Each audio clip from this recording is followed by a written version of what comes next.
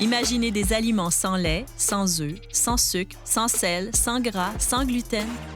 C'est ce que l'on voit de plus en plus sur les tablettes des épiceries. Je dirais que ça fait au moins une quinzaine d'années que cette tendance-là a pris son envol. C'est cette recherche d'authenticité, mais surtout de non-ajout, de non-bidouillage avec ma nourriture. La Fondation des maladies du cœur, avec son programme Visée Santé, a eu une grande influence sur le développement de la tendance du sans ceci ou sans cela. Notamment parce que ça a été la première fois qu'on nous faisait vraiment prendre conscience du lien direct qu'il y a entre certains nutriments et des effets négatifs sur la santé. Les consommateurs sont plus soucieux de l'importance d'une saine alimentation, de l'environnement. Alors on voit des allégations se multiplier sur les emballages des produits. Nous avons demandé à Isabelle Marquis, nutritionniste, de nous aider à s'y retrouver. Ça peut référer à des nutriments, à des ingrédients, à des allergènes, à des additifs. Donc, bref, ça fait référence à toutes sortes de choses. Composition, effet sur la santé, fabrication, alouette. C'est que les consommateurs doutent beaucoup de l'industrie agroalimentaire et conséquemment, ils cherchent à se structurer, à choisir des produits qui sont probablement moins nocifs pour eux. Alors, ils cherchent ces codes visuels qui leur disent « dans ce produit-là, j'ai pas besoin de m'inquiéter ». Rassurant quand on a des allergies, des intolérances ou pour des raisons de santé.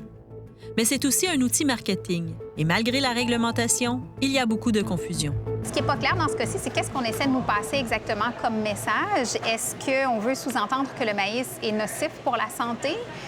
Ce n'est pas un allergène en soi, donc c'est sûr qu'il n'a pas la même valeur ou la même consonance que le sans arachide qui est juste à côté. Présenté de la sorte, ça me porte à confusion. Souvent, il y a ce raccourci qui est effectué entre le moins et le meilleur. Alors souvent, à défaut d'être capable d'évaluer lequel des produits est le meilleur, bien, on fait cette espèce de raccourci intellectuel entre s'il n'y a pas tel ou tel truc dedans, ça doit donc nécessairement être meilleur pour moi.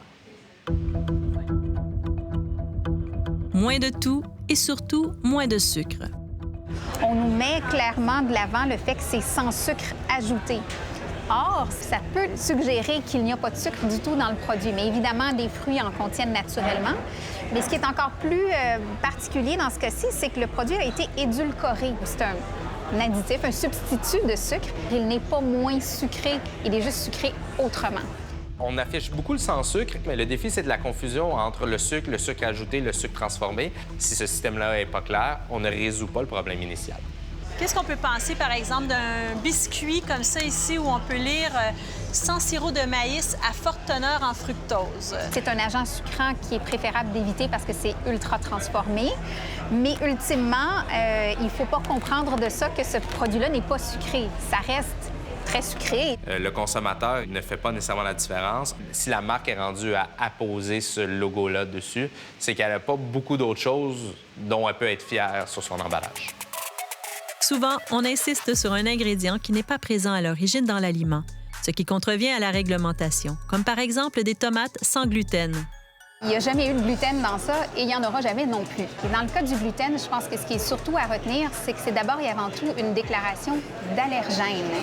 Ce n'est pas du tout, mais pas du tout, un gage de santé du produit.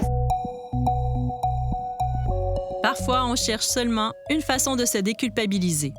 Le nom, la façon dont on fait la présentation du produit, les mentions du sang, tout ça est volontairement produit pour me donner l'impression déculpabilisante que la collation, elle n'est pas si mauvaise pour moi. Ici, on voit sans cuisson, sans produits laitiers, sans gluten, sans sucre ajouté.